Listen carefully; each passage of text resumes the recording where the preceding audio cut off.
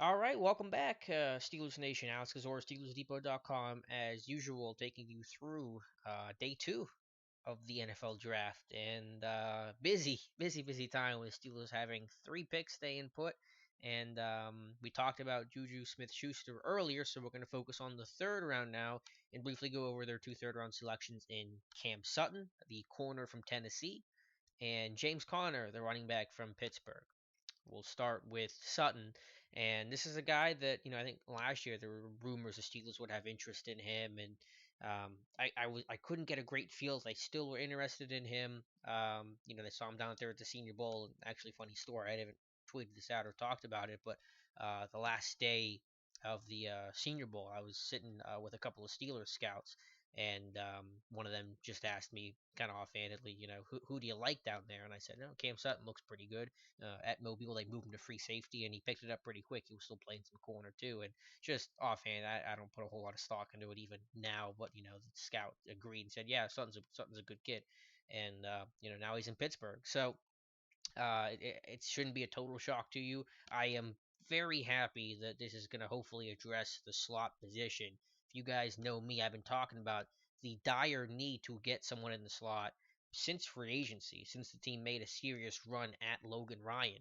And Ryan was a guy that I was willing to pay more than usual, more than anyone else to get, because as I've stressed, on the outside there's potential for a future there with Cockrell and Burns. In the slot, you got some 2017 guys, Gay and Sensabaugh, and Golson, if he shows something, can fight it out. But there is no confidence in a long-term option because obviously it's not Gay, obviously it's not Sensabaugh, and Golson is a dart throw. Golson's just trying to make the team, and Kevin Colbert made it very clear that there is no trust you can have in Golson because he has not played football in 2 years. So this was a move you had to make, and Cam Sutton might not be my favorite slot guy, and I assume that's where he's going to play. But I like the pick well enough. I think he's a good athlete. I think he is a better athlete than how he timed, which I think he ran in the low 4.5s at the combine. I can't remember his other numbers. Who's played a lot of man coverage, that I think works hard to get back into phase whenever he is beat. I think he's a good man corner overall that has the ability to play the pocket and bring his arms through and swipe down to finish the play. And again, me, I stress playing the pocket and playing catch points because quarterbacks in this league, they're so pinpoint accurate that you're not going to get a lot of easy throws. You're not going to quarterbacks aren't thrown to you; they're thrown to the receivers. So you got to play catch points. You got to show technique. You have to show the ability to stay in phase downfield and not always play the ball. And I think Sutton does that well. I think he does it well in man coverage.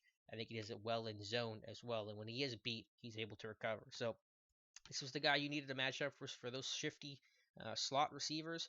You're going to face Tyler Boyd in the slot in Cincinnati twice a year. Corey Coleman can certainly play in the slot as well, and get Julian Edelman up in New England if you face the Patriots again. So you just think of all these slot corners and that you got to contend with, and it's with you talk about defenses going to nickel. Well, offenses are going 11 personnel 75+% of the time. You got to deal with that number three receiver. If you don't have that guy for it, you're going to get exposed the way the Steelers have in the past. Sutton, I compared him to a poor man's Trey White, and I like Trey White for 30. Obviously, he went before that. He's got 45 career starts in the SEC. He's got some punt return value, so he's basically a poor man's Trey White because I don't think he's as good an athlete, and he doesn't have the length that Trey White did, a little bit smaller overall. I do want to see him get more physical. It's not terrible, but I want to see him throw his face in the fan some more. I want to see him be a more consistent tackler. When you're playing the slot, it's a little similar to strong safety, where you're going to be used as a blitzer. You're going to be in there in run support, and you got to be able to tackle the catch on some of those option routes for receivers. So I think you want to see a little bit more from Sutton there. He's not a tremendous athlete. He's not a big guy. I forget what he is, 5'10", 185, 188, somewhere around there. So I'm not head over heels for this pick like I kind of was with TJ Watt. Let me make that clear. I don't want to be a Steelers homer, and say every pick is fantastic just because they're in Pittsburgh. I had in my cornerback rankings I did a couple days ago, I had an early fourth on Cam Sutton. So we're going, later on the third round side. So not too far out of the range, but a little bit. But again, I'm happy to get, that hope for a long-term option in the slot because that was just critical for the Steelers to be able to address, in Pittsburgh. So that's my thoughts on Cam Sutton. Fourth round, James Conner, which I had a really good feeling this was going to happen. It's not a charity pick, but you can't ignore obviously Conner's off the field and the story and the adversity he's overcome. And that's all a great thing. You want someone that's able to do that and has shown fight and determination, and it's not going to be any sort of an issue off the field whatsoever. You never have to worry about James Conner off the field and his decision making and how he handles himself and work ethic and drive and just being a professional. He knows all that. And I said it before. Pittsburgh knows James Conner better than any other team because they share the same facility. They have the same coaching staff. You see, or not the same. They share the facility with the coaching staff, and you see him every day. You know how how he acts, how he carries himself, how teammates respond to him, how coaches respond to him. So it's probably the easiest evaluation you'll ever make of a guy not on tape, off the field, how he, his work ethic and, his weight room habits and things like that. All that. And I think that makes it an easy evaluation from that standpoint.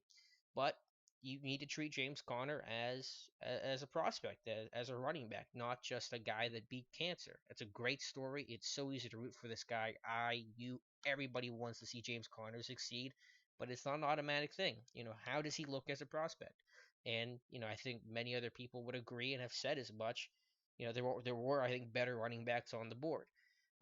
Connor's a big back, which is what the Steelers like. He's 233, 6'1". I mean, you look at again when the Steelers go workhorse, true running backs, not the Archer Rainey types. They go for size. Bell, Mendenhall, Dwyer, all right around that 230 kind of range, 225, 230. So they were going to go on the heavy side. They like to have those power backs. So Connor fits. But could you go on a P Ryan or someone like that? I thought that had a better chance than sitting here in round three. But if you like the guy, you like the evaluation, you want to get him, you're going to take your guy. Um, the pad level is going to be an issue with James Conner because he's 6'1", so he's fighting his height a good deal. So that's kind of an issue there. I think it saps some of his power some because he ends up playing a little too tall. And sorry if you hear that right now. There's a train going by, which is maybe appropriate for James Conner because whenever he's able to have his pad level down, he has some power. And I think he's got a little bit more burst and wiggle than you'd expect from a guy that's 233 pounds. That excites me a little bit. But I don't ever see Connor probably as a feature back. And I did wish he ran a little bit lower. He's going to be fighting that height, but his role's very clear right now. He's going to slide in as that number two back behind Le'Veon Bell, and that'll close the door I think on D'Angelo Williams. Though I think if you were following this team, you knew that door was already closed when he was not brought back for the start of free agency. So that filled a need. I said before the draft, and I said leading up to the draft that starting in the third round is where that conversation is going to start happening around running back. It was going to be basically from that third to fifth round range where they were going to take a back. And of course, they take one in the third. So I had Connor in the fifth round of my mock. He goes in the third, but I get it. If you like the guy, the position's in need. It's an easy evaluation, I think, on James Conner, and you have confidence he's going to do everything he can and do all the right things to be successful in the NFL. So there's no worries at all. Steelers, of course, have drafted guys that have kept coaches up late at night, worrying for that phone call 2 o'clock in the morning about something happening. Connor's not going to be that guy. So those are the picks. It's a pretty good day. Definitely maybe some surprises in there, but maybe shouldn't have been. If you look at my mock draft, I had a outside linebacker in the first. Go outside linebacker in the first. I had a receiver in the second. It was Chris Godwin, not Smith Schuster, but they go receiver in the second. Corner in the third. They go corner in the third, and then running back was a little not maybe not higher than I expected. Just I didn't expect Connor to go that high, but I thought running back was in the mix. They did not go quarterback though, which makes me happy. If you're upset about these picks, they didn't take Davis Webb. They didn't take a quarterback who's going to sit there and contribute nothing for this team for the next 2 to 3 years. So if you need a silver lining, hopefully that can provide you with one. But that's my thoughts on the picks. We'll have a lot of content going up. There's already a ton. We have our profiles up on all three guys. We have done scattering reports on every single one of those guys drafted. So great job by our team for being able to cobble all that together throughout the pre-draft process. And yeah, I think it was a pretty good day overall for Pittsburgh. Not the best, I'm not head over heels for any single one of these picks on day two, but I think they all make sense. They fill a need, and frankly, none of them surprised me in the least, and they shouldn't for you either.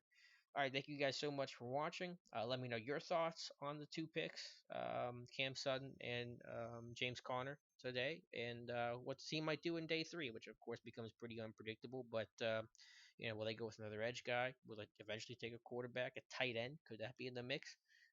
Who knows? Let me know your thoughts. And thank you guys so much for watching. And we'll talk to you tomorrow and get you through the rest of the draft.